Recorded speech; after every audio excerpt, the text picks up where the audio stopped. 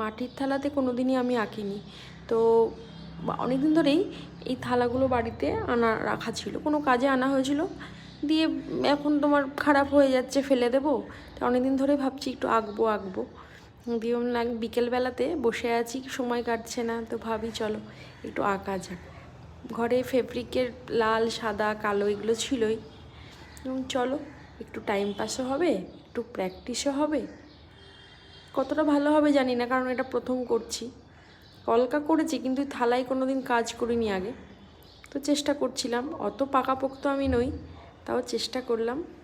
দেখে বলবে তোমরা কেমন হয়েছে। ডিজাইনটা নিজের মন থেকেই করেছি, কোনো কিছু দেখে করিনি। তো তোমরা জানিও কমেন্ট করে যে কেমন হয়েছে। তোমরা ভালো বললে আমি আবারও চেষ্টা করব, ঠিক আছে?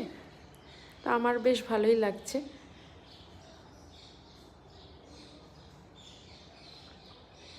আমার কাছে আর একটা থালাও আছে, সেটাতেও ভাবছি করব, দেখি করলে তোমাদের জন্য অবশ্যই ভিডিও করব।